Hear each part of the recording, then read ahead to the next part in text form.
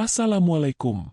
Sebelum kita mulai, mohon keikhlasannya untuk like dan subscribe.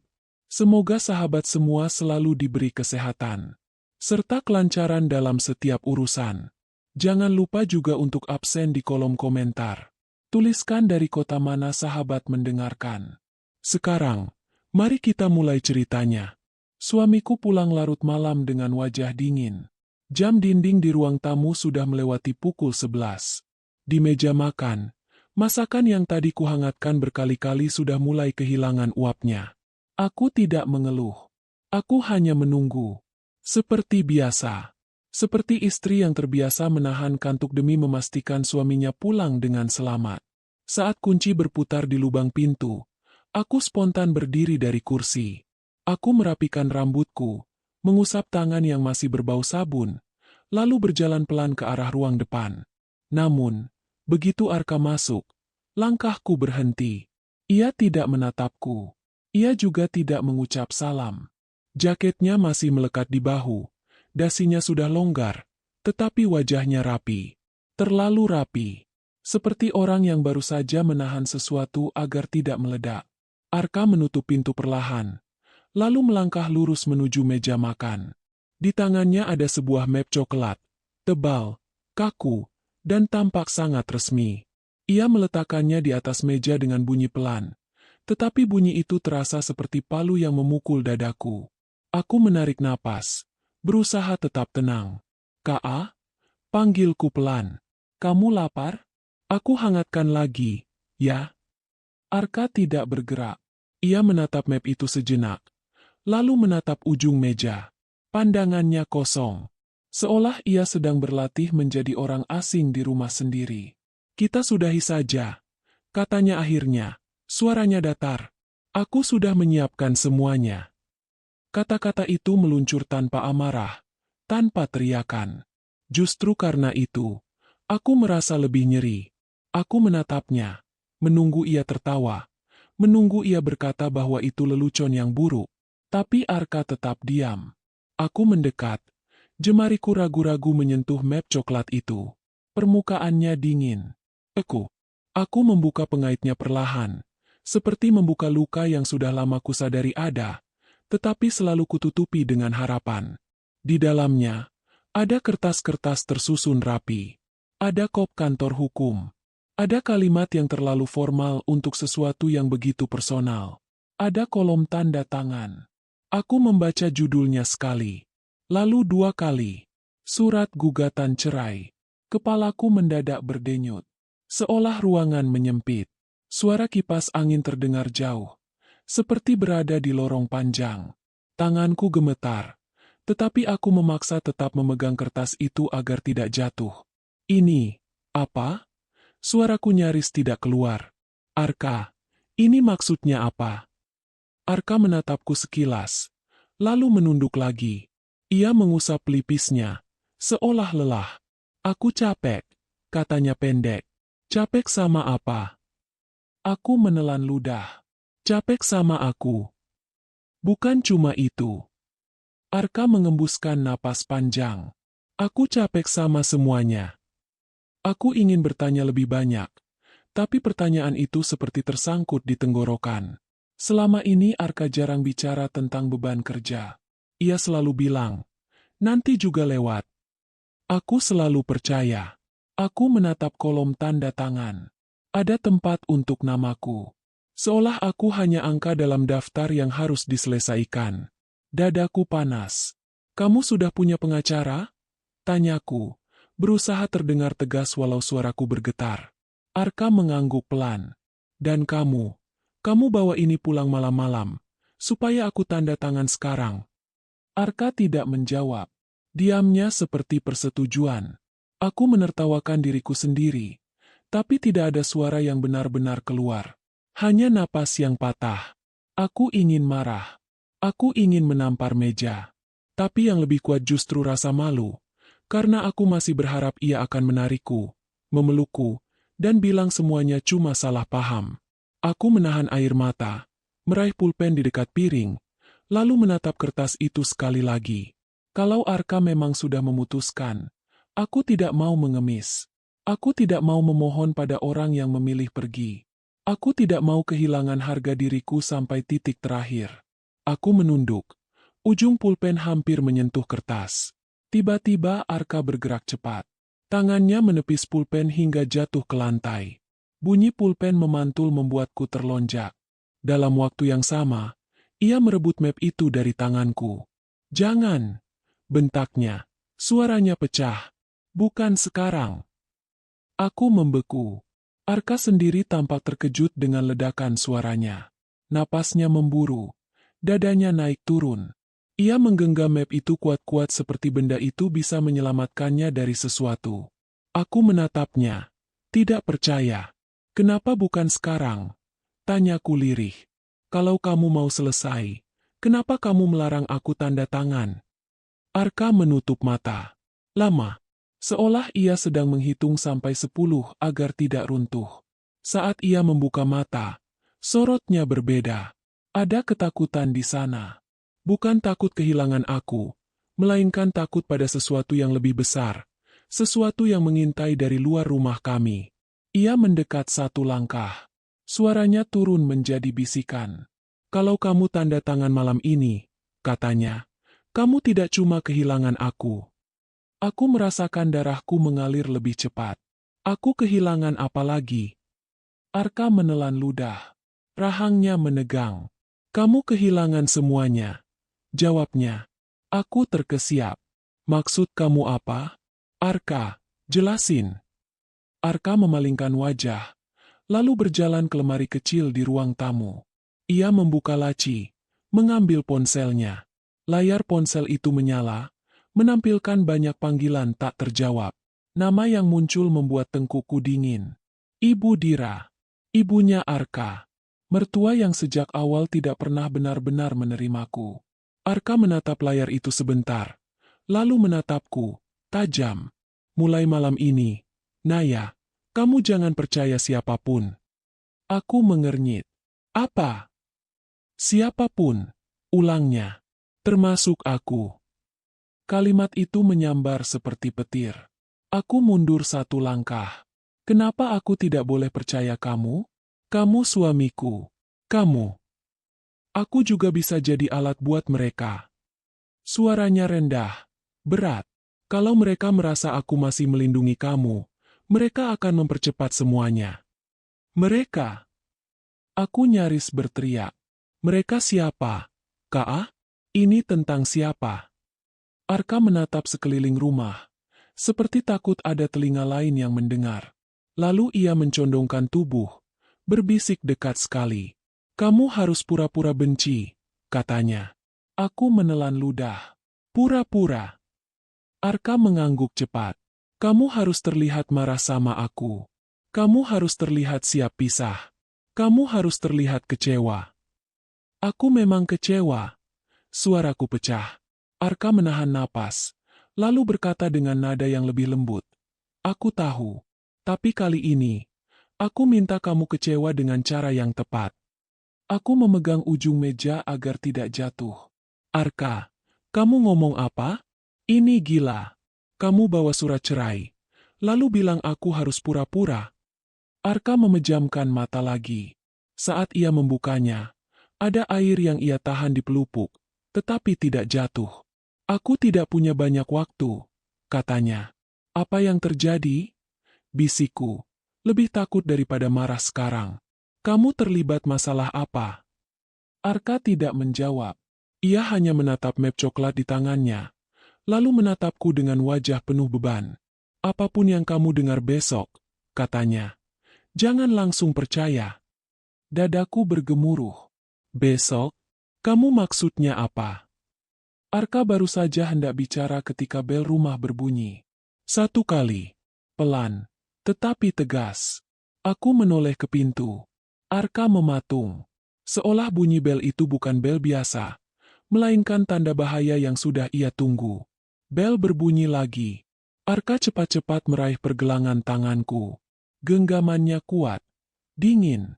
"Jangan buka," bisiknya. Aku menahan napas. "Siapa?"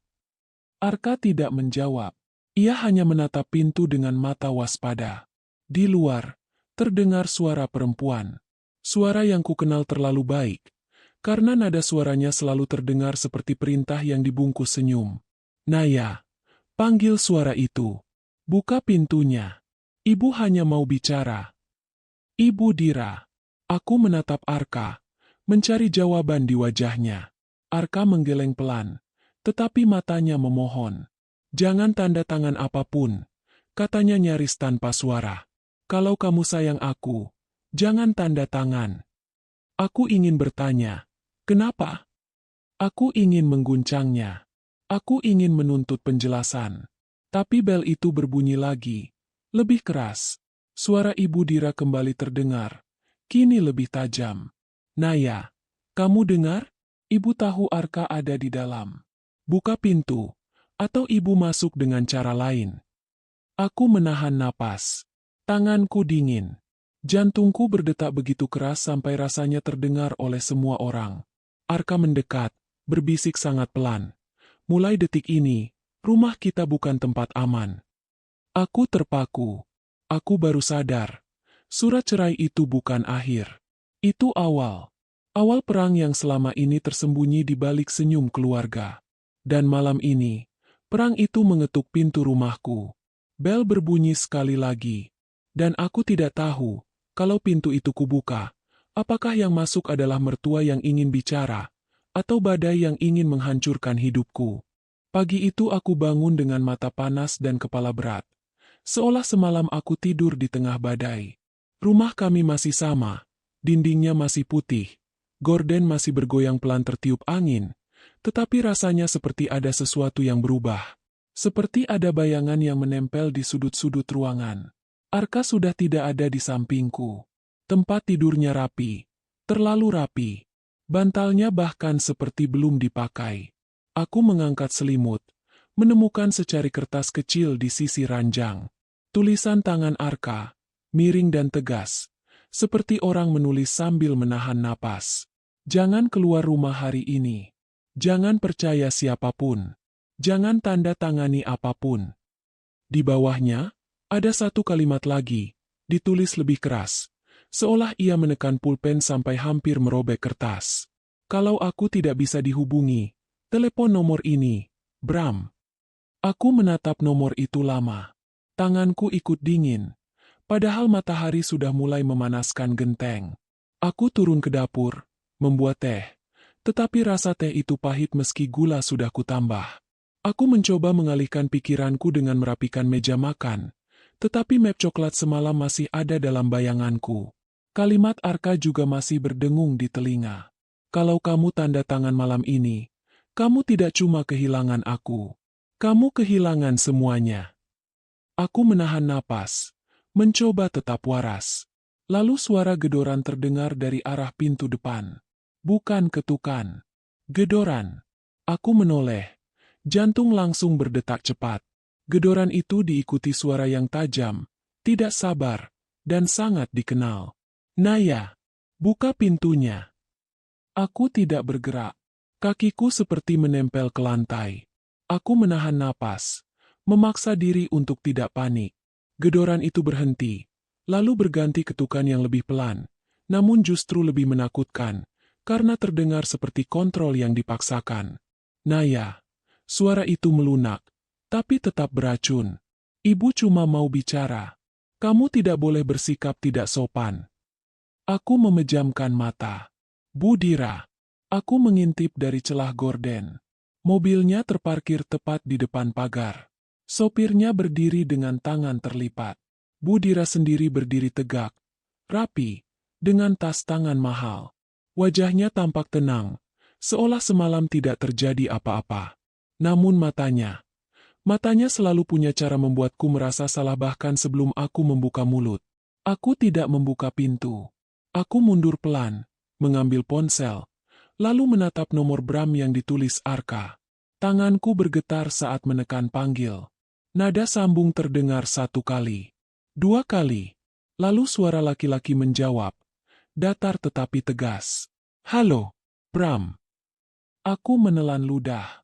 Saya, Naya, suami saya, Arka, menyuruh saya hubungi nomor ini.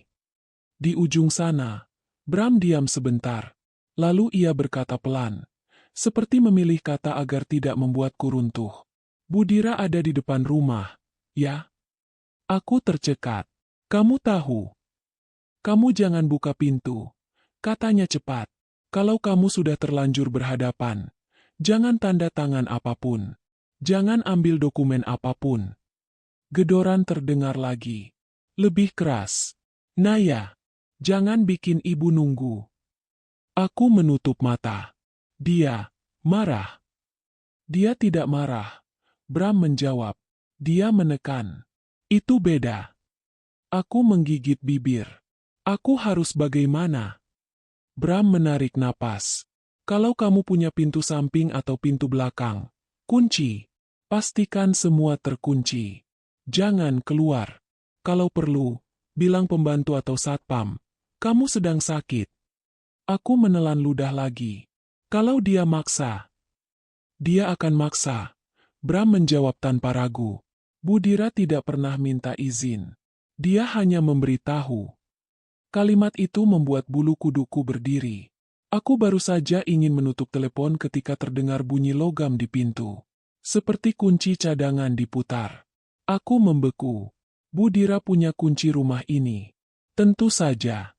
Arka pernah bilang, biar ibu gampang kalau butuh apa-apa. Aku dulu mengangguk, mengira itu bentuk perhatian. Sekarang aku sadar, itu bentuk kontrol. Pintu terbuka. Budira masuk seolah rumah ini miliknya. Ia melangkah masuk dengan senyum tipis yang terlihat sopan, tapi tidak hangat. Matanya menyapu ruang tamu, lalu berhenti di wajahku. Naya, katanya, nada suaranya manis. Kamu bikin ibu khawatir. Kenapa tidak buka pintu? Aku menggenggam ponsel erat. Saya belum siap menerima tamu. Budira menghela napas, lalu duduk tanpa diminta. Ia meletakkan tasnya di sofa, merapikan rok, lalu menatapku lama, seperti menilai. Ibu dengar kalian ribut semalam, katanya.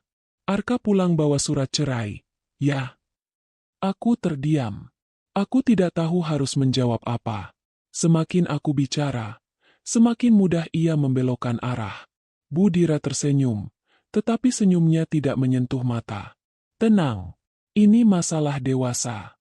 Tidak perlu drama. Ia membuka tasnya dan mengeluarkan amplop putih. Ia meletakkannya di meja, tepat di antara kami, seperti umpan. Ibu hanya ingin semuanya rapi, lanjutnya. Dokumen ini untuk pengamanan aset keluarga. Biar tidak kacau nanti. Aku menatap amplop itu, tetapi tidak menyentuhnya. Suara Bram di telepon masih terhubung, meski sekarang hanya menjadi hening yang menegangkan di telingaku. Kenapa ibu membahas aset? Tanyaku pelan. Bukannya yang harus dibahas itu alasan Arka minta cerai. Budira mengangkat bahu. Alasan? Naya. Alasan itu sederhana. Arka butuh pasangan yang bisa mendukung, bukan yang merepotkan. Kalimat itu menghantamku. Aku menahan napas agar tidak langsung menangis. Saya merepotkan. Suaraku serak. Budira mencondongkan tubuh sedikit, seolah sedang menasihati anak kecil. Kamu baik, Naya. Tapi kamu terlalu biasa. Keluarga kami butuh perempuan yang paham posisi. Aku mengepalkan jari. Aku ingin membalas.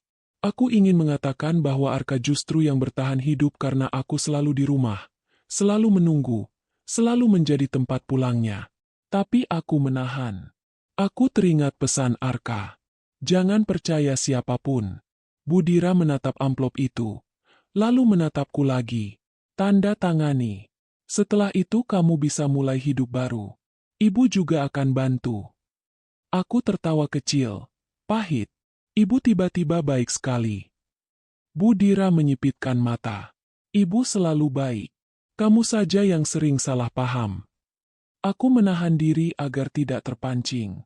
Aku menggeser langkah, mengambil gelas dari meja dapur agar aku punya alasan bergerak. Saat aku kembali, Budira sudah memegang ponselnya. Naya, katanya pelan. Ibu tidak suka membuang waktu. Ia menggeser ponsel itu ke arahku. Layar menampilkan sebuah foto. Arka. Di lobi hotel. Tangannya melingkar di pinggang seorang perempuan. Perempuan itu menempel pada Arka. Tersenyum ke kamera seolah menang. Aku mengenal wajah itu. Lia. Darahku serasa naik ke kepala. Ruangan berputar sebentar. Aku menahan meja agar tidak jatuh. Ini. Suaraku tercekat. Bukti. Kata Budira singkat. Arka sudah memilih. Kamu tinggal menerima. Aku menatap foto itu. Mencoba menemukan celah. Sudutnya terlalu rapi. Pencahayaannya terlalu bagus. Seolah foto itu diambil untuk dipamerkan, bukan untuk disembunyikan. Aku menelan ludah. Di telinga, Bram berbisik pelan, hampir tidak terdengar. Itu jebakan. Aku menarik napas panjang. Aku memaksa wajahku tetap tenang, meski dadaku seperti disayat. Kenapa ibu tunjukkan ini ke saya? Tanyaku, pelan tapi tajam. Budira mengangkat dagu. Supaya kamu berhenti berharap. Harapan itu membuat orang bodoh. Aku menggigit bibir, menahan air mata. Aku tidak boleh jatuh di depan Budira. Jika aku jatuh, ia menang. Jika aku menangis, ia akan menekan lebih keras. Aku menatap amplop putih itu lagi. Kalau saya tanda tangan, apa yang ibu dapat? Wajah Budira sedikit berubah. Ia tidak menyangka aku bertanya balik. Lalu ia tersenyum, lebih lebar. Ibu dapat ketenangan, katanya. Keluarga ini kembali rapi. Nama baik kembali aman. Aku mengangguk pelan, pura-pura mengerti. Lalu aku menarik napas, dan melakukan sesuatu yang membuat Budira puas. Aku tersenyum. Tipis, tapi cukup meyakinkan. Baik, Bu, kataku. Saya akan pertimbangkan. Mata Budira berbinar, seperti orang yang baru saja mengikat mangsa. Ia berdiri, merapikan kerah bajunya, lalu menepuk pundakku dengan tangan dingin. Pintar, bisiknya. Akhirnya kamu tahu diri. Ia berjalan menuju pintu, lalu berhenti, menoleh sebentar. Oh ya, katanya ringan, seolah mengingat sesuatu sepele. Kalau kamu ingin selamat, jangan hubungi Arka hari ini. Dia sedang sibuk. Lalu ia pergi. Pintu tertutup. Rumah mendadak sunyi. Tetapi sunyi itu tidak menenangkan. Sunyi itu seperti ruangan setelah ledakan. Ketika telinga masih berdengung. Aku menurunkan ponsel. Bram, bisikku. Aku sudah lihat fotonya. Di ujung sana, Bram menghela napas. Aku tahu. Itu sengaja dibuat untuk mematahkan kamu. Aku menutup mata. Napasku berat. Aku hampir percaya. Dan itu baru permulaan, Bram berkata. Suaranya tegas. Tapi ada simpati yang ditahan. Dengar, Naya. Budira tidak cuma mau memisahkan kalian. Dia mau menjadikan kamu tumbal. Tumbal untuk apa? Suaraku pecah. Bram diam sebentar, lalu menjawab pelan. Seperti meletakkan beban di pundakku sedikit demi sedikit. Untuk menyelamatkan dirinya sendiri. Aku membuka mata, menatap meja makan yang tadi hangat oleh masakan, sekarang dingin dan tak tersentuh. Aku harus bagaimana? Tanyaku. Bram mengucapkan kalimat yang membuat seluruh tubuhku dingin, tetapi juga menyalakan sesuatu di dadaku. Kamu harus belajar tersenyum di depan orang yang ingin menghancurkanmu, katanya. Karena mulai sekarang, kamu bukan cuma istri yang ditinggalkan. Kamu pemain di permainan mereka. Aku menelan ludah. Tanganku gemetar. Tetapi kali ini bukan hanya karena takut. Ada marah yang mulai tumbuh. Marah yang tenang. Marah yang rapi. Aku menatap amplop putih di meja. Lalu menatap pintu yang baru saja dilewati Budira. Aku sadar. Budira mengira aku akan menyerah. Dia salah. Dan kalau aku harus pura-pura benci pada Arka untuk bertahan, aku akan melakukannya. Karena di balik kepedihan ini, aku baru mengerti satu hal. Ada rahasia yang mereka takutkan. Dan entah apa itu, aku akan menemukannya. Aku bertemu Bram siang itu, di kafe kecil yang letaknya jauh dari pusat kota. Tempatnya sederhana, tidak ramai, dan musiknya diputar pelan. Seperti sengaja dibuat agar orang bisa berbisik tanpa takut didengar meja sebelah. Bram memilih kursi di pojok yang tidak menghadap langsung ke pintu, tetapi cukup dekat untuk melihat siapapun yang masuk. Begitu aku duduk, Bram tidak menanyakan kabarku. Ia hanya menatapku sebentar, lalu berkata singkat, "Kamu aman sampai sini?" Aku mengangguk pelan. Tanganku masih dingin, meski gelas teh hangat sudah ada di hadapanku. "Aku tidak tahu harus mulai dari mana," bisikku. "Mulai dari fakta," jawab Bram. Nada suaranya tegas, seperti orang yang terbiasa merapikan kekacauan. Budira datang membawa amplop, menunjukkan foto Arka, dan menekan kamu supaya tanda tangan. Benar. Aku mengangguk lagi. Bram mengeluarkan map tipis dari tas selempangnya, lalu mendorongnya ke arahku. "Sekarang, baca ini." Aku membuka map itu. Di dalamnya ada fotokopi dokumen hutang. Ada angka-angka besar, ada tanggal, dan ada tanda tangan yang mirip tanda tangan Arka. Tetapi terasa aneh, terlalu halus, terlalu sempurna. "Apa ini?" Suaraku serak. "Hutang yang dituduhkan ke Arka," Bram menjelaskan. "Kalau dokumen itu dipakai, perusahaan Arka bisa disita. Investor bisa kabur.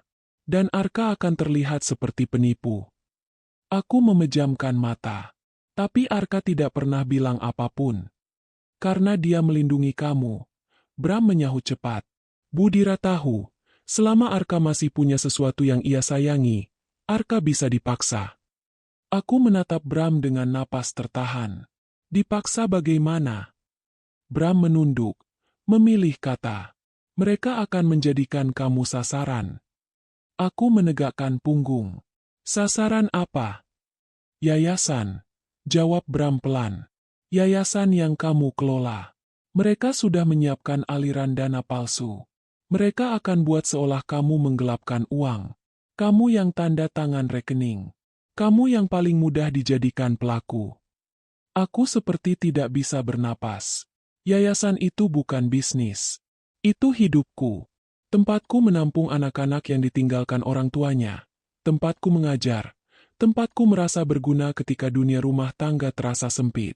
Membayangkan namaku tercemar di sana, rasanya lebih menyakitkan daripada perceraian. "Tidak mungkin," bisikku. "Aku tidak pernah." "Aku tahu," potong Bram. "Justru karena kamu tidak pernah, maka kamu tidak punya kewaspadaan. Mereka memanfaatkan itu." Aku memegang map itu erat-erat, seolah kalau aku melepasnya, aku akan jatuh. Lalu foto Arka dan Lia, itu juga bagian dari mereka. Bram mengangguk. "Lia bekerja untuk Budira. Dia bukan cuma sekretaris. Dia umpan." Kata umpan membuat perutku mual. Aku teringat senyum Lia yang manis, sapanya yang sopan, dan cara matanya selalu menilai. Aku mengira dia hanya perempuan ambisius. Aku tidak tahu kalau dia bagian dari rencana yang lebih besar. "Kenapa Budira melakukan semua ini?" tanyaku. "Arka anaknya." Bram menatapku lurus. "Karena Budira mencintai kontrol lebih daripada ia mencintai siapapun, termasuk anaknya sendiri." Aku menutup mata, menahan air mata. Ada rasa sakit yang menumpuk, bukan hanya karena aku diserang, tetapi karena Arka, hidup di bawah bayang ibunya sendiri. "Arka semalam bilang aku harus pura-pura benci," ucapku pelan. "Dia juga bilang aku tidak boleh percaya siapapun, termasuk dia." Bram mengangguk, seolah kalimat itu sudah ia duga. "Karena kalian diawasi." Aku membuka mata. "Diawasi siapa?" "Orang-orang Budira," jawab Bram. "Mereka bisa menyadap, bisa memotret, bisa memelintir. Kalau Budira tahu Arka masih melindungimu terang-terangan, Budira akan mempercepat serangan. Dan Arka belum punya bukti cukup untuk melawan." Aku menggigit bibir. "Jadi apa yang harus aku lakukan?" Bram mencondongkan tubuh sedikit. "Kamu harus masuk ke permainan mereka." Aku mengernyit. "Maksudmu, aku harus berpura-pura memihak Budira?" "Ya," Bram menjawab tegas. Kamu harus terlihat kecewa pada Arka. Kamu harus terlihat lemah. Kamu harus terlihat siap menerima dokumen itu. Biar Budira lengah. Biar Lia lengah. Dan kamu bisa ambil bukti. Aku menggeleng. Aku tidak bisa akting. Bram menatapku lama, lalu berkata pelan, "Kamu bisa, karena kamu memang terluka. Gunakan rasa sakitmu sebagai topeng." Aku terdiam. Kata-katanya terasa kejam, tetapi masuk akal. Aku memang terluka. Aku memang marah. Aku hanya perlu mengarahkan semuanya dengan benar. Bram menyodorkan sebuah ponsel kecil. Kalau kamu dapat kesempatan, rekam. Jangan mengandalkan ingatan. Mereka akan memelintir kata-kata kamu. Aku menerima ponsel itu dengan tangan gemetar. Kalau aku gagal, Bram menjawab singkat, "Kamu tidak boleh gagal." Aku pulang dengan langkah yang terasa lebih berat daripada saat aku berangkat. Di jalan, aku melihat pasangan-pasangan biasa di lampu merah, tertawa kecil, saling menyuapi makanan, seperti dunia mereka tidak punya ancaman. Aku iri. Aku ingin hidup sederhana. Tapi hidup tidak menawar. Saat aku sampai rumah, sore sudah mulai turun. Rumah sunyi. Tidak ada aroma masakan. Tidak ada suara televisi. Hanya angin dari celah jendela.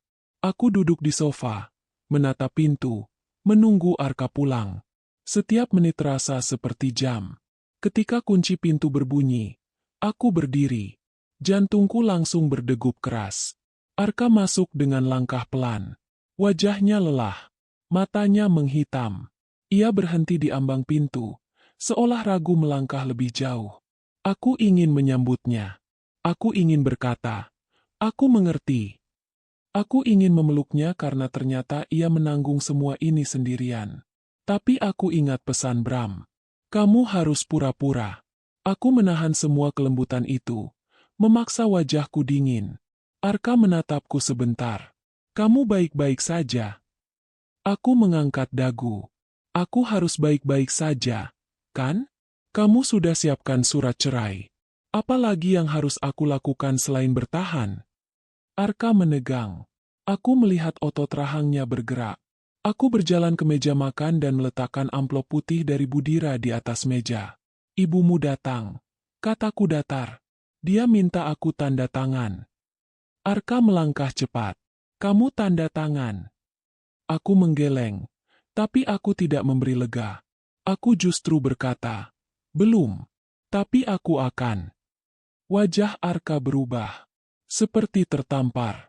Ia menatapku, tidak percaya. "Naya, jangan." Aku menahan napas. "Kenapa? Kamu sendiri yang mau selesai.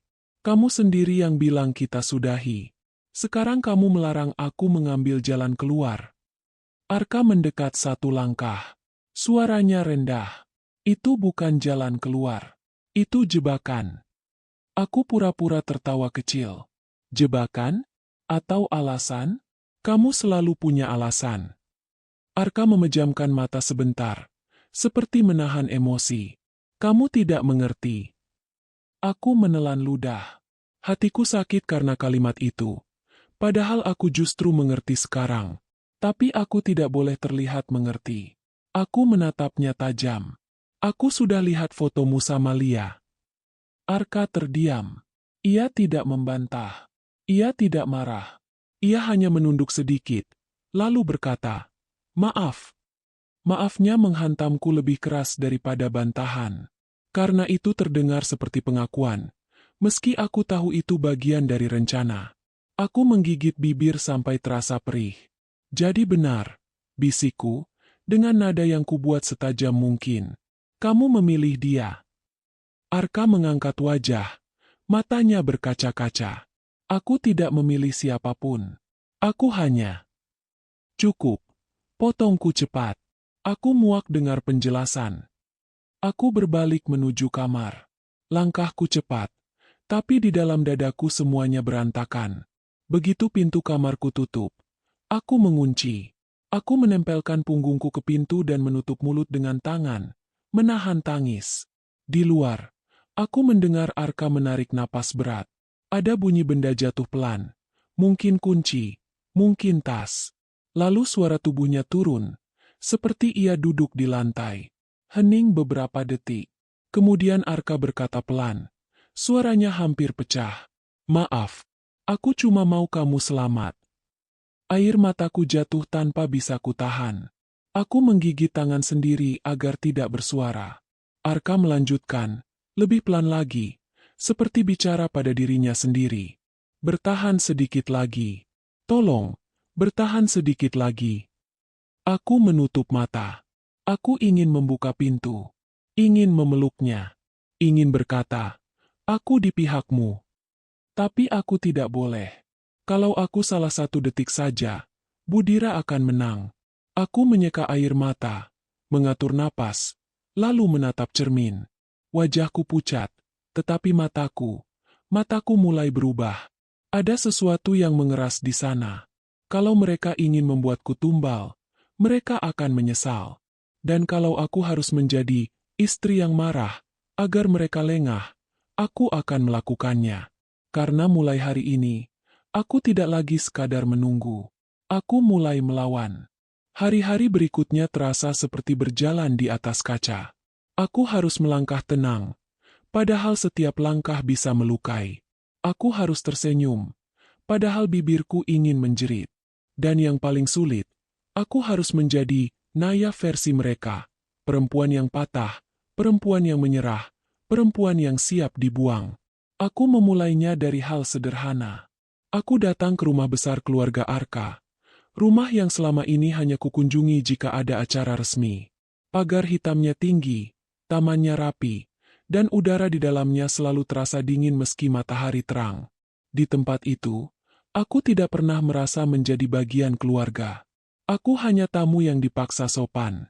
Budira menyambutku di ruang tamu dengan senyum tipis.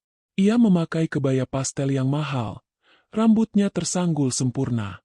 Ia terlihat seperti perempuan yang tidak pernah kalah, bahkan oleh waktu. Naya, katanya manis, kamu kelihatan lebih dewasa hari ini. Aku menunduk sedikit. Saya hanya capek, Bu.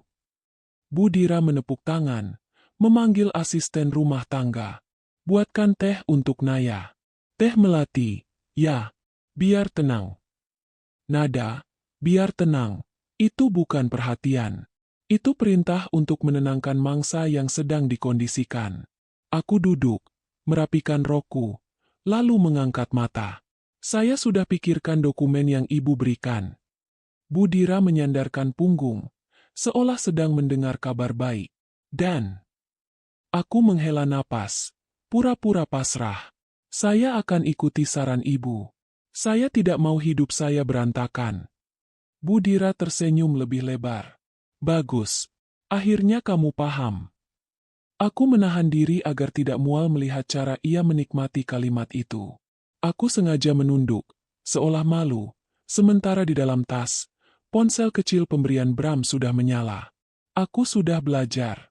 Kalau aku ingin selamat, aku harus punya bukti, bukan hanya perasaan. Budira berdiri dan berjalan menuju ruang kerja. Ayo. Ibu tunjukkan beberapa hal supaya kamu yakin. Aku mengikuti.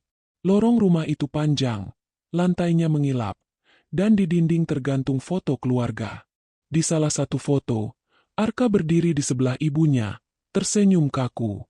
Aku baru sadar, senyum itu bukan bahagia. Itu senyum anak yang sedang berusaha menjadi cukup. Budira membuka pintu ruang kerja. Di dalam, ada lemari besi besar. Ia memasukkan kode dengan tenang, seolah membuka laci dapur. Lalu ia mengeluarkan beberapa berkas dan meletakkannya di meja. Kamu lihat ini, katanya. Aset keluarga. Properti. Semuanya harus aman. Aku mengangguk pelan, pura-pura terpukau. Padahal yang kucari bukan daftar aset. Yang kucari adalah celah. Kesalahan kecil. Jejak yang ia tinggalkan karena terlalu percaya diri. Budira menatapku dari atas sampai bawah. Kamu jangan khawatir. Kalau kamu bersikap baik, kamu tetap dapat bagian.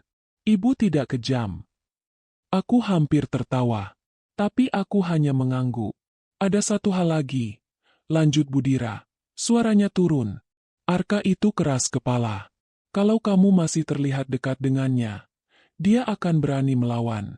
Kamu mengerti? Aku menahan napas. Mengerti, Bu. Bagus. Budira mencondongkan tubuh. Mulai sekarang, kalau Arka hubungi kamu, jangan jawab cepat. Biar dia merasa kamu benar-benar pergi. Aku mengangguk lagi. Di dalam hati, aku ingin berteriak. Betapa rapi ia mengatur psikologi orang. Ia bukan sekadar mertua menyebalkan. Ia predator yang terbiasa memegang kendali. Sore itu, saat aku akan pulang, Budira berkata, "Oh ya, Lia akan sering ke sini. Dia membantu urusan kantor Arka. Kamu jangan cemburu. Kamu sudah hampir selesai dengan peranmu." Peranmu. Kata itu membuat punggungku dingin. Seolah selama ini aku memang hanya peran dalam sandiwara mereka. Di parkiran, aku duduk di mobil, menarik napas panjang, lalu mengirim pesan singkat pada Bram. Aku masuk rumah besar. Ponsel merekam. Budira mulai lengah. Bram membalas cepat. Hati-hati. Jangan terlalu cepat menyerang. Ambil bukti dari Lia. Nama Lia membuat perutku kembali mual. Namun aku tahu, Bram benar.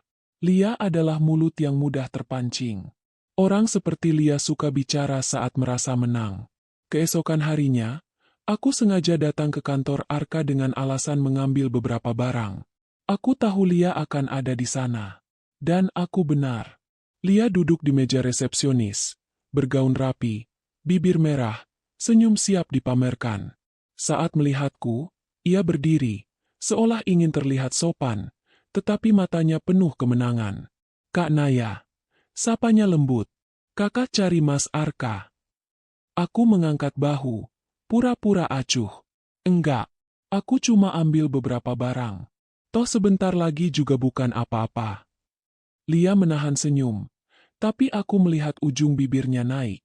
"Oh, kakak sudah ikhlas ya?" Aku menatapnya pelan, seperti perempuan patah yang ingin mengadu. "Kamu dekat sama Arka?" Lia tertawa kecil, seperti menahan sesuatu. "Aku cuma kerja." Aku mendekat sedikit, menurunkan suara. "Aku lihat fotonya. Kamu kelihatan cocok." Lia menatapku tajam, lalu melembut. Ia suka dipuji. Ia suka diakui. Itu kelemahannya. "Kak Naya," katanya, "dunia ini sederhana. Yang menang ya yang berani ambil." Aku mengangguk, pura-pura rapuh. Aku capek berantem. Aku cuma takut nanti aku disalahin. Lia mengernyit. "Disalahin apa?" Aku menunduk, memainkan sedih. "Yayasan. Budira bilang kalau aku bikin ribut, nanti bisa jadi masalah. Aku takut." Mata Lia berkilat. Ia mencondongkan tubuh.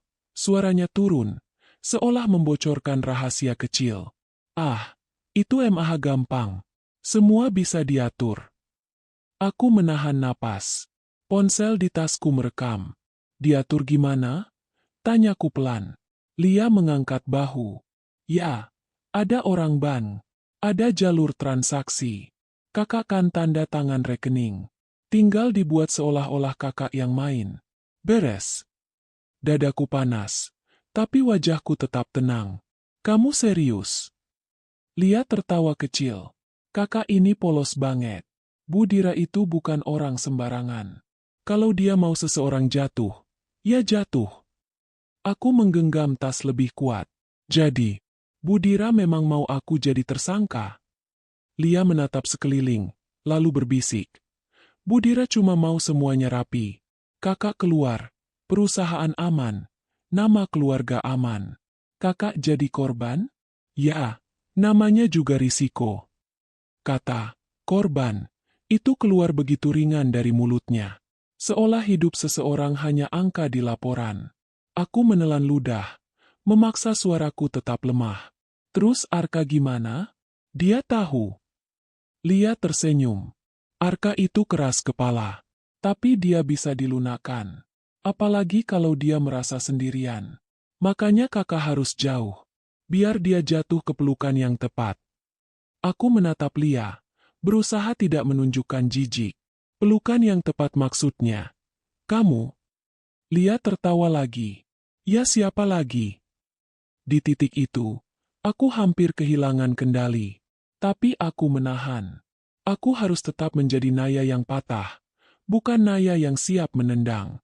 Aku mengambil napas dan berkata pelan, "Kamu tidak takut karma?"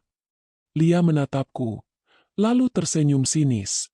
Karma itu buat orang miskin, buat yang tidak punya kuasa. Aku mengangguk pelan, seolah setuju. Iya, ya. Namun di dalam hati, aku berkata, kamu akan belajar. Bukan karena aku ingin menjadi jahat, tapi karena kamu sudah memilih menertawakan penderitaan orang lain. Aku pamit, membawa beberapa barang dari ruangan Arka. Saat masuk ruangannya, aku melihat foto kecil di meja. Foto kami, ketika masih tertawa tanpa beban. Aku menatapnya sebentar, lalu memasukkannya ke tas.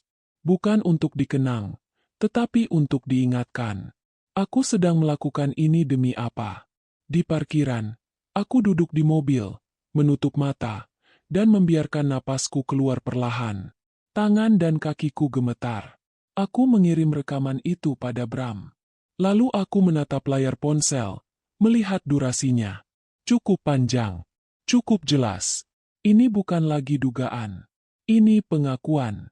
Aku tidak menangis kali ini. Aku hanya merasa dingin. Dingin yang tenang, dingin yang terarah. Dendam elegan bukan api yang membakar liar. Dendam elegan adalah es yang pelan-pelan membekukan langkah lawan sampai mereka tidak bisa lari. Aku menyalakan mobil, menatap ke depan, dan berkata pada diriku sendiri, pelan. Sekarang, giliran kalian. Malam itu aku tidak langsung pulang setelah dari kantor. Aku duduk lama di dalam mobil, memandangi lampu-lampu jalan yang menyala satu persatu, seperti mata yang mengintai. Rekaman suara Lia masih tersimpan di ponsel kecil dalam tasku. Aku memutarnya sekali, lalu berhenti di tengah, karena setiap kalimatnya terasa seperti pasir yang menggosok luka. Kakak jadi korban? Ya, namanya juga risiko. Aku menggenggam setir sampai jari-jariku putih. Di kepalaku, wajah Arka muncul. Wajah lelahnya, suara seraknya di balik pintu kamar. Dan di sisi lain, senyum Budira yang manis, tapi dingin. Aku sadar, aku tidak bisa menyerang dengan emosi. Budira akan menang kalau aku meledak. Ia ahli memutar balik cerita, ahli membuat orang lain tampak salah. Jika aku ingin menang, aku harus rapi. Aku harus sah. Aku harus membuat kebenaran berdiri sendiri tanpa perlu teriak. Aku menelpon Bram. Ia mengangkat cepat. Kamu dapat rekaman? Aku dapat, jawabku lirih. Dia mengaku semuanya. Tentang bank, tentang yayasan, tentang Budira. Bram menghela napas, seperti menahan lega. Bagus, tapi itu baru satu kaki. Kita butuh kaki lain. Apalagi? Tanyaku. Kita harus buktikan aliran uangnya. Jawab Bram. Rekaman bisa dibilang fitnah kalau tidak didukung data. Budira akan bilang Lia bohong, atau Lia ngomong karena emosi. Kita butuh transaksi. Kita butuh jejak digital. Aku menutup mata. Aku tidak punya akses itu. Bram diam sebentar. Kamu bisa dapat. Budira sedang merasa menang. Saat orang merasa menang, mereka ceroboh. Aku menelan ludah. Kamu mau aku minta akses ke Budira? Ya, kata Bram tegas. Tapi jangan minta dengan gaya melawan. Minta seperti orang yang takut. Seperti orang yang ingin memastikan keselamatan dirinya. Aku mengangguk, meski Bram tidak melihat. Kalau Arka tahu. Arka tidak boleh tahu, jawab Bram cepat. Bukan karena dia musuh. Tapi karena kalau kamu terlihat masih satu kubu dengannya, Budira curiga.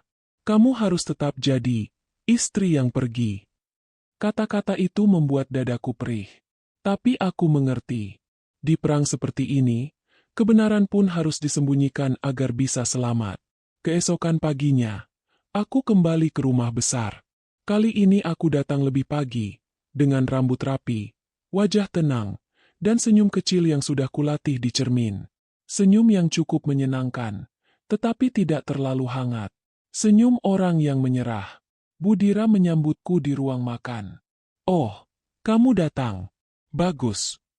Aku menunduk. "Saya mau bicara soal dokumen itu, Bu." Budira mengambil cangkirnya, menyesap pelan. "Tanda tangan saja, Naya. Tidak perlu banyak pikiran." Aku menarik napas. Saya mau tanda tangan. Tapi, saya takut. Budira meletakkan cangkir, menatapku tajam. "Takut apa?" Aku memainkan jari, pura-pura gelisah. "Saya takut nanti saya dituduh macam-macam. Saya bukan orang kantor. Saya tidak paham aset. Saya hanya ingin semuanya jelas. Biar saya tidak diseret-seret setelah selesai." Mata Budira menilai. Aku merasakan ia menguji. Apakah aku benar-benar takut atau hanya berpura-pura? Aku menahan diri agar tidak berkedip terlalu sering. Akhirnya, Budira tersenyum tipis. "Kamu akhirnya punya otak untuk bertanya. Bagus." Ia berdiri, berjalan ke ruang kerja, lalu kembali membawa sebuah kartu akses. Ia meletakkannya di meja, tepat di depan tanganku. "Ini akses sementara," katanya. "Kamu bisa lihat laporan aset yang kamu perlu tahu. Tapi ingat, jangan macam-macam." Aku mengangguk cepat, pura-pura berterima kasih. "Terima kasih, Bu. Saya cuma ingin tenang." Budira menatapku dengan puas. "Tentu, perempuan itu harus tahu tempatnya. Kalau kamu patuh, hidupmu tidak akan susah." Aku tersenyum kecil, lalu pamit. Begitu keluar dari rumah besar, lututku terasa lemas. Aku baru saja menerima kunci yang bisa membuka pintu kejahatan mereka. Di mobil, Bram sudah menunggu di ujung jalan, tidak terlalu dekat agar tidak terlihat mencurigakan. Aku menyerahkan kartu itu. Lalu kami menyusun rencana cepat. "Kita masuk malam ini," kata Bram. "Setelah jam kerja. Saat kantor kosong." Aku menelan ludah. "Kalau ada CCTV?" "Ada," Bram menjawab. "Tapi kita tidak bisa hapus. Kita hanya bisa cepat. Dan kamu harus terlihat punya alasan wajar kalau ketahuan." Aku mengangguk. "Alasan apa?" Bram menatapku. "Kamu bilang kamu mau ambil barang. Atau kamu mau cek dokumen perceraian. Kamu tetap berperan sebagai istri yang ingin memastikan haknya." Aku menghela napas panjang. "Baik." Malamnya, aku datang ke kantor Arka dengan jantung yang berdegup lebih cepat dari biasanya. Langit gelap. Lampu-lampu gedung banyak yang sudah mati. Parkiran sepi. Satu-satunya suara hanya langkah sepatuku dan desau angin. Aku menempelkan kartu akses ke pintu samping. Lampu kecil di panel berkedip. Lalu berubah hijau. Pintu terbuka pelan. Aku masuk. Lorong kantor terasa asing di malam hari. Aroma AC bercampur karpet membuat tenggorokanku kering. Aku berjalan menuju ruang server. Sesuai petunjuk Bram. Ia berada di mobil, laptop siap, menunggu aku menghubungkan perangkat kecil yang ia beri. Saat aku sampai di depan pintu server, telapak tanganku basah. Aku menempelkan kartu akses lagi. Pintu terbuka. Di dalam, dingin. Suara mesin berdengung seperti napas raksasa. Bram berbisik lewat earphone kecil di telingaku. "Oke, pasang alatnya di port itu. Yang biru." Aku menuruti. Tanganku gemetar saat memasang perangkat kecil. Lampunya menyala. "Bagus," kata Bram. "Sekarang tunggu 2 menit. Jangan bergerak. Kalau ada suara, kamu keluar." Aku berdiri di dekat pintu, menatap lorong. Setiap detik terasa seperti 1000 langkah. Aku mendengar bunyi lift di kejauhan. Aku tidak tahu apakah itu imajinasiku atau kenyataan. Lalu terdengar langkah. Pelan, tapi jelas. Aku menahan napas. Langkah itu mendekat. Berhenti tepat di depan pintu. Pintu terbuka. Arka berdiri di sana. Wajahnya pucat, matanya tajam, tetapi ada luka di dalamnya. Ia menatapku seperti orang melihat orang yang ia sayangi berubah menjadi asing. Naya, suaranya rendah. Kamu ngapain di sini? Aku membeku sebentar, lalu cepat ingat peran. Aku harus terlihat dingin, harus terlihat egois, harus terlihat seperti perempuan yang sudah memilih jalan sendiri. Aku mengangkat dagu. Aku punya hak di sini, jawabku datar. Aku cuma mau pastikan aku tidak keluar dengan tangan kosong. Arka menatapku lama. Kamu kerja sama dengan ibu. Aku menelan ludah, lalu tertawa kecil, sinis. Kamu kerja sama dengan Lia, kan? Jadi adil. Arka mengepalkan tangan. Itu tidak sama. Aku menahan air mata. Apa yang sama? Kamu bawa surat cerai. Ka, kamu mengusir aku dari hidupmu. Sekarang kamu mau aku tetap manis. Arka melangkah mendekat satu langkah. Matanya merah, tetapi ia menahan. Kamu tidak tahu apa yang kamu lakukan. Di telingaku, Bram berbisik. Naya, tahan. 30 detik lagi. Aku mengangguk pelan tanpa terlihat. Lalu menatap Arka dengan wajah dingin. Aku tahu, kataku, padahal hatiku hancur. Aku sedang menyelamatkan diriku. Arka menatapku seperti ingin berkata banyak hal, tetapi tidak bisa. Ia menelan ludah, lalu berkata pelan, kalau kamu memilih jalan ini, jangan salahkan aku kalau kamu terluka. Kalimat itu menusuk, tapi aku tidak boleh runtuh. Aku memalingkan wajah. Keluar, Ka. Aku tidak mau lihat kamu. Arka berdiri kaku beberapa detik. Lalu ia mundur perlahan, seolah setiap langkahnya berat. Sebelum pergi, ia menatapku sekali lagi. Tatapan itu bukan marah. Itu sedih. Sedih yang membuatku hampir mengejar. Namun pintu menutup. Di earphone, Bram berkata, selesai. Cabut alatnya sekarang. Aku bergerak cepat, mencabut perangkat, memasukkannya ke tas, lalu keluar lewat pintu belakang. Nafasku tersengal saat sampai di parkiran. Bram membuka pintu mobil. Masuk. Aku masuk, menutup pintu, lalu baru menyadari tanganku gemetar hebat. Bram menyalakan laptop, melihat proses salinan data berjalan. Kita dapat, katanya pelan. Ini cukup untuk membuktikan aliran uangnya.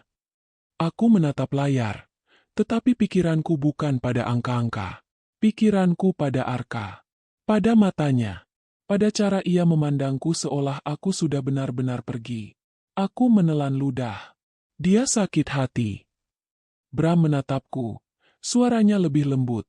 Lebih baik dia sakit hati sekarang, daripada kamu masuk penjara nanti.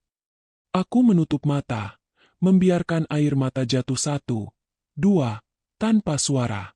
Ini bukan tangis lemah. Ini tangis karena aku harus menyakiti orang yang kucintai demi menyelamatkan kami. Saat mobil bergerak meninggalkan kantor, aku menatap ke depan, menahan dadaku yang sesak. Panggung sudah dibangun. Buktinya sudah di tangan. Sekarang tinggal satu hal. Membuat Budira naik ke panggung itu, percaya ia menang, lalu menjatuhkan dirinya sendiri di depan semua orang. Undangan itu datang 2 hari setelah malam di ruang server. Bukan undangan biasa. Bukan pesan manis dari keluarga yang ingin berdamai.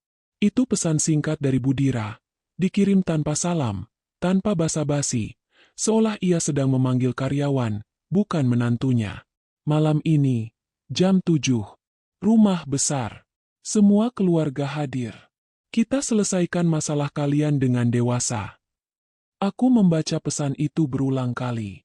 Kata, selesaikan, terdengar seperti hukuman. Kata, dewasa, terdengar seperti ancaman yang dibungkus elegan. Aku menelepon Bram. Dia mulai bergerak. Ucap Bram cepat. Dia mau panggung. Dia mau penonton. Dia mau aku jatuh di depan semua orang. Bisikku. Ya, jawab Bram. Makanya kamu harus datang. Tapi kamu datang bukan untuk jatuh. Kamu datang untuk menutup pintu kabur mereka. Aku menelan ludah. Semua data sudah aman. Sudah. Bram meyakinkan. Salinan transaksi, jejak transfer, rekaman Lia, audit yayasan. Aku juga sudah siapkan saksi ahli kalau diperlukan. Malam ini, kamu jangan terpancing emosi. Biar Budira yang bicara banyak. Biar dia sendiri yang mengikat lehernya dengan kata-katanya. Aku mengangguk. Meski dadaku berdebar. Arka akan ada di sana. Akan. Bram menjawab. Dan kamu tidak boleh melihat Arka sebagai tempat pulang malam ini. Kamu harus melihatnya sebagai bagian dari panggung. Kamu jaga jarak. Kamu tetap berperan. Aku menggigit bibir. Kata, berperan, membuatku muak. Tetapi aku tahu itu harus. Malam itu aku memakai gaun sederhana, warna gelap, tanpa perhiasan berlebihan. Aku ingin terlihat tenang. Bukan perempuan yang minta dikasihani. Aku ingin terlihat seperti orang yang sudah menerima. Padahal sebenarnya aku sedang membawa bom yang akan meledak tepat waktu. Di dalam tas, ada flash disk kecil, ada ponsel rekaman, ada amplop berisi salinan audit yayasan. Semua terasa berat, padahal ukurannya kecil. Beratnya bukan pada benda, beratnya pada konsekuensi. Ketika mobilku memasuki halaman rumah besar, lampu-lampu taman sudah menyala terang. Suara tawa terdengar dari dalam. Seolah tidak ada perang. Seolah ini pesta. Aku melangkah masuk dengan napas teratur. Aroma makanan mahal menyambut. Juga aroma parfum yang bercampur di udara. Ruang makan besar sudah penuh. Paman, bibi, sepupu, bahkan beberapa rekan bisnis keluarga. Budira benar. Ia mengundang penonton. Dan di ujung meja, Arka duduk. Wajahnya dingin, tetapi matanya lelah. Ia menatap gelasnya lebih lama daripada menatap orang. Saat aku masuk, ia mengangkat mata sebentar. Tatapannya singkat, lalu turun lagi, seolah ia takut melihatku terlalu lama. Aku menelan ludah, memaksa langkahku stabil. Budira berdiri di dekat kepala meja, anggun seperti ratu. Di sisi kanannya, Lia duduk dengan senyum tipis, memakai gaun yang terlalu mencolok untuk acara keluarga. Ia terlihat percaya diri, seperti orang yang sudah membayangkan kursi baru yang akan ia duduki. Budira menepuk sendok ke gelas. Bunyi nyaring membuat ruangan hening. "Terima kasih sudah hadir," katanya. Suaranya lembut, tapi penuh kuasa. Kita semua tahu, rumah tangga Arka dan Naya sedang tidak baik. Beberapa orang berbisik. Aku menunduk sedikit, pura-pura malu. Padahal aku sedang mengukur jarak, mengukur waktu, mengukur kapan aku harus memotong. Budira melanjutkan, sebagai ibu, saya sedih. Tapi saya juga harus melindungi keluarga, perusahaan, nama baik. Kita tidak boleh membiarkan masalah pribadi menghancurkan semuanya. Ia menoleh padaku. Naya, kamu sudah siap tanda tangan? Semua mata menatapku. Aku merasakan jantungku berdetak keras. Tetapi aku tersenyum tipis. Aku berdiri perlahan, lalu melangkah mendekati meja. Budira mendorong map coklat ke arahku. Map yang sama, seolah itu mahkota penyerahan diri. Siap, Bu, jawabku pelan. Arka mengangkat kepala. Aku melihat rahangnya mengeras. Tapi ia tetap diam. Aku membuka map itu dengan tangan yang tampak tenang. Padahal telapak tanganku basah. Kertas-kertasnya rapi. Kolom tanda tangan ada di bawah. Pulpen sudah disiapkan. Aku mengambil pulpen. Aku menunduk, seolah akan menandatangani. Lalu aku berhenti. Aku mengangkat wajah, menatap semua orang satu persatu, lalu menatap Budira. Suaraku tetap pelan, tetapi jelas. Sebelum saya tanda tangan, saya ingin semua orang dengar satu hal. Budira menyipitkan mata. Naya, jangan bikin drama. Aku tersenyum kecil. Saya tidak bikin drama, Bu. Saya hanya ingin mengakhiri kebohongan. Suasana langsung tegang. Aku merasakan beberapa orang menahan napas. Aku mengeluarkan ponsel dari tas, menekan tombol play, lalu mengarahkan speaker kecil ke tengah meja. Suara Lia terdengar. jelas, tanpa ragu. Budira bukan orang sembarangan. Kalau dia mau seseorang jatuh, ya jatuh. Kak Naya tanda tangan rekening. Tinggal dibuat seolah-olah kakak yang main. Beres. Ruangan meledak dalam bisik-bisik. Beberapa orang menatap Lia dengan kaget. Wajah Lia langsung pucat. Senyumnya menghilang seketika. Matikan. Budira membentak. Suaranya pecah untuk pertama kali. Aku tidak mematikan. Aku biarkan beberapa detik lagi. Cukup untuk menancap di kepala semua orang. Lia berdiri setengah. Tubuhnya gemetar. Itu bukan maksud saya. Aku menatapnya dingin. Kalau bukan maksudmu, kenapa kamu bilang, beres? Budira memukul meja. Cukup. Naya, kamu sudah keterlaluan. Aku meletakkan ponsel, lalu mengeluarkan amplop audit yayasan. Aku menatap Paman Arka yang selama ini menjadi komisaris. Orang yang biasanya paling dingin dan paling logis. Pak Rendra, kataku sopan. Ini audit independen rekening yayasan. Ada transaksi palsu yang mengarah pada saya. Tapi sumbernya bukan dari saya. Pak Rendra menerima amplop itu. Membuka, membaca cepat. Wajahnya berubah. Bram masuk dari pintu. Tepat di saat itu. Ia berjalan tenang. Membawa map tebal. Maaf mengganggu, kata Bram. Suaranya tegas. Saya Bram. Kuasa hukum Arka sekaligus pihak yang mengurus audit. Ini salinan jejak transfer dan data server perusahaan yang menunjukkan pola pemalsuan hutang dan aliran dana. Budira menatap Bram dengan mata membara. Kamu pengkhianat. Bram tidak goyah. Saya menjalankan hukum, Bu. Bukan perintah. Ruangan semakin sunyi. Orang-orang yang tadinya hanya penonton, kini menjadi juri. Budira menoleh ke Arka. Suaranya berubah menjadi lembut memohon, tetapi tetap mengandung kuasa. Arka, kamu percaya mereka? Kamu mau mempermalukan ibu di depan keluarga? Arka berdiri perlahan. Suaranya rendah, tetapi setiap katanya seperti batu. Ibu yang mempermalukan diri sendiri, ucapnya. Kalimat itu membuat beberapa orang terdiam lebih dalam. Aku menatap Arka sebentar. Aku ingin menangis, tetapi aku menahan. Ini belum selesai. Budira menatapku lagi, mencoba menyerang. Kamu ini siapa? Naya? Kamu cuma menantu. Kamu datang ke keluarga ini membawa apa? Kamu pikir kamu bisa menjatuhkan saya dengan rekaman murahan? Aku tersenyum tipis. Saya tidak menjatuhkan ibu dengan rekaman, Bu. Saya hanya menunjukkan bahwa ibu menjatuhkan saya lebih dulu. Budira terengah, seperti kehilangan pijakan. Tapi ia masih berusaha tersenyum, berusaha memutar. Semua ini bisa diselesaikan baik-baik, katanya, suara dipaksakan. Naya, tanda tangan saja. Kita lupakan malam ini. Aku menggeleng pelan. Tidak, Bu. Aku mengambil flash disk kecil, mengangkatnya sedikit. Data server perusahaan juga menunjukkan pola yang sama. Dan ini bukan cuma soal saya. Ini soal Arka. Soal perusahaan. Soal nama baik yang ibu bilang ibu lindungi. Wajah Budira berubah semakin pucat. Lia mulai menangis. Bu, saya. Diam. Budira membentak Lia. Kamu yang bikin semua ini berantakan. Aku menatap mereka, lalu menatap seluruh keluarga. Suaraku turun, lebih tenang, lebih dalam.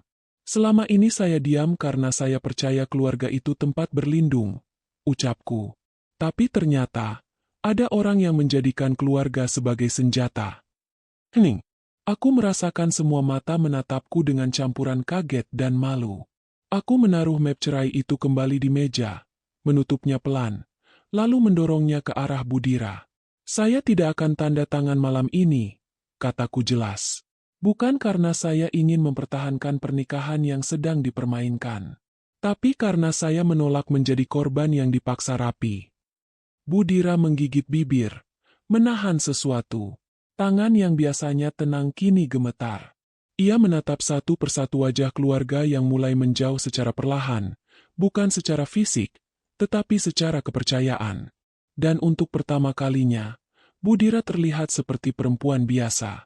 Bukan ratu. Bukan pengendali. Perempuan yang ketakutan. Aku menarik napas panjang. Di dalam dadaku ada campuran lega dan sedih. Karena aku tahu, setelah malam ini, tidak ada jalan kembali. Malam pengumuman ini bukan akhir acara. Ini awal runtuhnya tahta Budira. Dan aku akan memastikan ia mendengar bunyinya. Pelan, tetapi pasti. Malam itu tidak berakhir dengan teriakan. Tidak ada piring pecah. Tidak ada orang pingsan seperti di sinetron. Yang ada hanya keheningan yang panjang. Keheningan yang membuat semua orang di ruangan itu mendengar detak jantungnya sendiri. Budira berdiri kaku di ujung meja. Dengan map coklat masih tergeletak di depan kursinya. Mata yang biasanya tajam kini seperti kehilangan fokus. Ia menatap sekeliling, mencari sekutu, mencari orang yang mau menyelamatkannya. Namun tatapan orang-orang mulai berubah. Ada yang menunduk, ada yang memalingkan wajah. Ada juga yang menatapnya dengan dingin, seolah baru sadar. Selama ini mereka ikut membiarkan sesuatu yang salah. Arka berdiri tidak jauh dariku. Ia tidak mendekat. Tetapi kehadirannya seperti tembok yang menahan angin. Wajahnya tetap tenang. Namun aku tahu ia sedang menahan banyak hal. Anak yang seumur hidup mengejar pengakuan. Malam ini akhirnya berhenti berlari. Pak Rendra, komisaris yang paling disegani, menutup map audit yayasan, lalu berkata datar. Saya akan minta investigasi resmi. Mulai besok, semua transaksi yang disebutkan akan kita cek. Jika terbukti, kasus ini tidak bisa diselesaikan keluarga. Budira berkedip cepat. Rendra, kamu juga melawan saya. Pak Rendra tidak terpengaruh.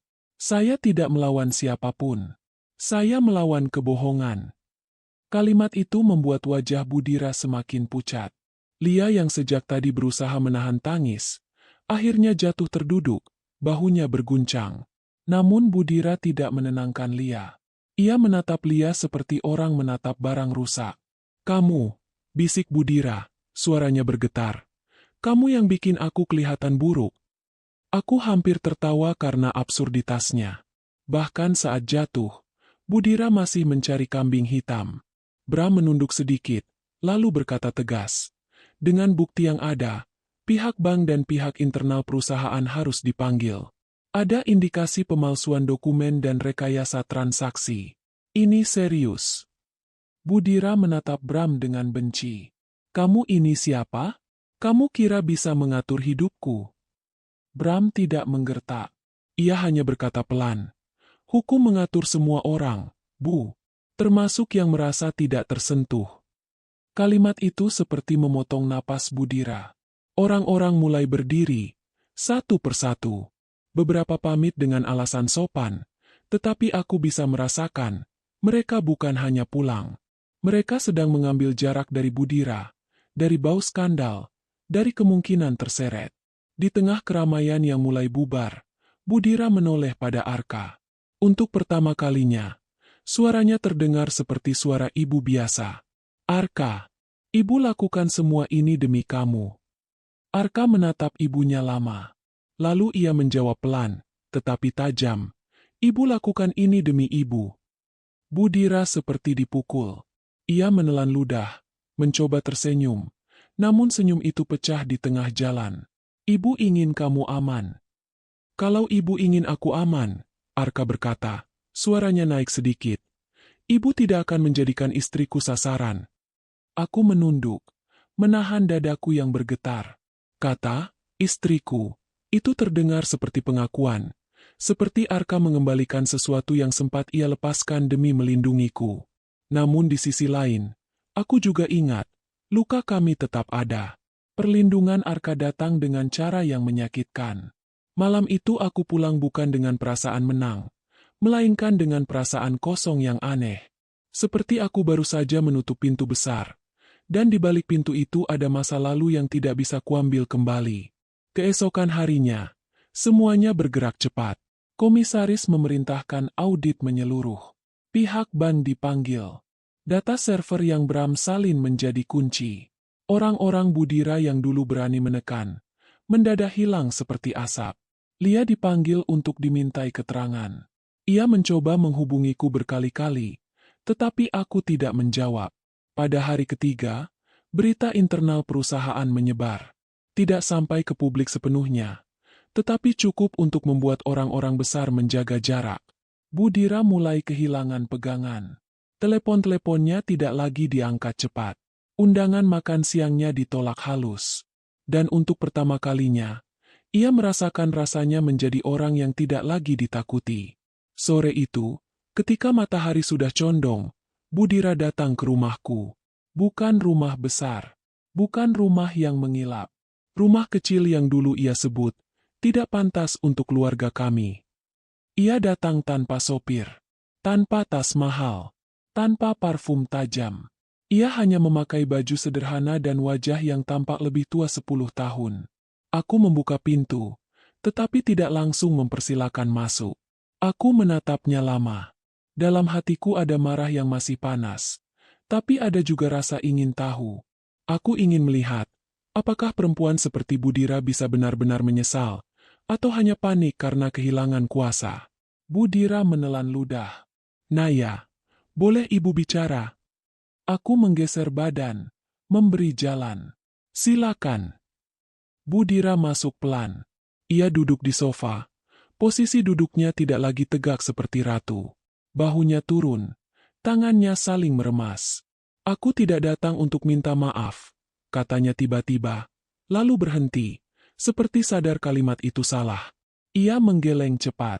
Maksudku, aku tidak tahu bagaimana cara minta maaf.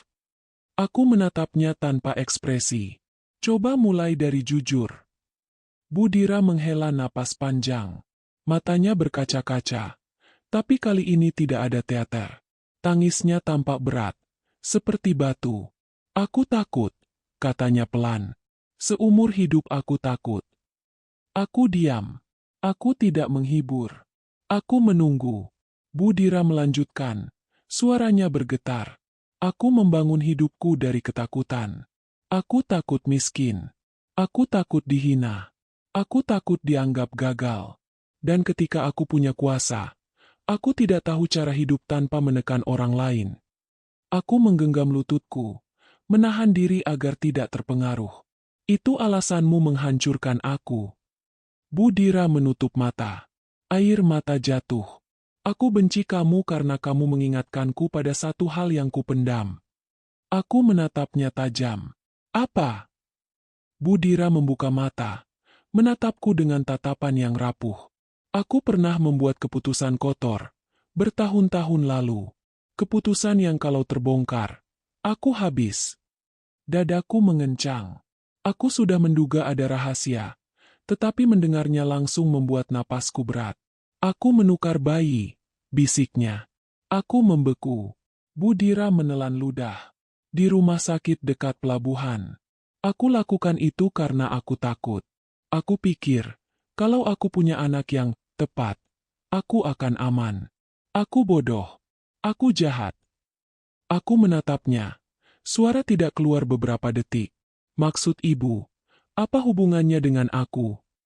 Budira menangis lebih keras, tetapi masih berusaha menahan agar tidak terdengar seperti sandiwara. Kamu anak yang aku buang. Kalimat itu membuat ruangan seakan kehilangan udara. Aku menutup mulut, menahan gemetar. Dunia seperti berhenti. Semua luka, semua hinaan, semua tatapan merendahkan, tiba-tiba punya akar yang mengerikan. Budira mengangguk sambil menangis. Saat kamu masuk sebagai menantu, aku tidak sadar sepenuhnya. Tapi ada sesuatu di dirimu yang membuatku gelisah. Aku membencimu tanpa alasan. Aku ingin menghapusmu karena aku takut kebenaran itu muncul. Aku menelan ludah. Suaraku akhirnya keluar, pelan, tajam. Jadi selama ini, ibu menghancurkan aku karena ibu takut dosa ibu sendiri. Budira mengangguk. Iya. Aku berdiri pelan, berjalan beberapa langkah menjauh, lalu kembali. Aku tidak tahu harus merasakan apa. Jijik, sedih, Semua bercampur jadi satu. Budira menatapku dengan mata merah. Aku tidak minta kamu memaafkan. Aku hanya ingin kamu tahu. Penyesalan itu tidak ada harganya, Naya. Tapi aku merasakannya sekarang. Aku menarik napas panjang. Tahu apa yang paling menyakitkan? Budira menatapku, gemetar. Bukan karena ibu membuang aku, kataku pelan. Tapi karena ibu masih memilih menghancurkan aku. Bahkan setelah aku kembali tanpa tahu apa-apa. Ibu masih memilih menjadi jahat. Budira menutup wajahnya. Bahunya berguncang. Aku pantas dihukum. Aku menatapnya lama, lalu berkata, Ibu sudah dihukum. Budira mengangkat wajah, bingung. Karena ibu tidak kehilangan uang dulu. Lanjutku. Ibu kehilangan rasa. Ibu kehilangan hati. Dan sekarang, saat semua orang pergi, ibu baru sadar, tidak ada yang tersisa untuk dipertahankan. Budira menangis tanpa suara. Tangisnya berat. Tangis orang yang akhirnya melihat dirinya sendiri di cermin dan tidak suka apa yang ia lihat. Saat itu, pintu depan terbuka pelan. Arka masuk. Ia berhenti di ambang pintu, menatap kami. Wajahnya tegang. Ibu ada di sini. Budira berdiri cepat, seolah tertangkap basah. Arka. Arka menatap ibunya, lalu menatapku. Kamu baik-baik saja. Aku mengangguk pelan. Meski dadaku masih bergetar. Arka menatap Budira. Suaranya rendah. Kamu bilang apa ke Naya? Budira menelan ludah. Ia tidak lagi berani memerintah. Ia tidak lagi berani mengatur. Ia hanya berkata, lirih. Aku bilang kebenaran. Arka mengepalkan tangan. Kebenaran yang mana, Bu? Kebenaran yang kamu sembunyikan seumur hidup. Budira menangis lagi. Aku salah. Arka tertawa getir. Suara yang penuh luka. Aku habiskan hidupku berusaha jadi anak yang cukup. Ternyata aku hanya alat kamu menjaga muka. Budira terguncang. Arka, ibu. Sudah. Potong Arka. Suaranya tegas. Tetapi matanya basah. Aku tidak mau dengar alasan lagi. Ia menatapku. Lalu berkata pelan. Maaf. Aku menatap Arka. Untuk apa? Untuk semua cara salah yang kupilih demi melindungimu. Jawabnya. Aku menyakitimu. Aku membuatmu merasa sendirian. Aku menelan ludah. Aku juga pura-pura membencimu. Arka mengangguk. Aku tahu sekarang. Kami diam. Di tengah diam itu, Budira berdiri seperti bayangan. Tidak punya tempat lagi. Aku memandang Budira untuk terakhir kalinya malam itu. Ibu boleh pergi. Budira menggigil. Naya, aku menahan napas. Pergi, Bu, dan hidup dengan kebenaran itu. Itu balasan paling elegan yang bisa aku berikan. Budira menatapku, lalu menatap Arka, lalu menunduk. Ia berjalan ke pintu dengan langkah berat. Di ambang pintu, ia berhenti. Berbisik tanpa menoleh. Aku menyesal. Pintu tertutup. Aku dan Arka tetap berdiri. Rumah kecil itu kembali sunyi. Namun kali ini, sunyinya berbeda. Sunyi yang tidak lagi menipu. Sunyi yang jujur. Arka mendekat pelan. Ia tidak memelukku. Ia hanya meraih tanganku. Hati-hati. Seolah takut aku menghilang. Kita masih punya banyak yang harus disembuhkan. Mohon keikhlasannya untuk like dan subscribe. Aku mengangguk. Semoga sahabat semua selalu diberi kesehatan. Kita tidak lagi berjalan dalam kelancaran dalam setiap di atas urusan. Meja. Jangan lupa juga untuk tidak ada lagi di kolom komentar. Yang tersisa hanya satu dari kota mana sahabat mendengarkan. Dan penyesalan yang tidak bisa dibeli oleh siapapun. Mari kita mulai ceritanya.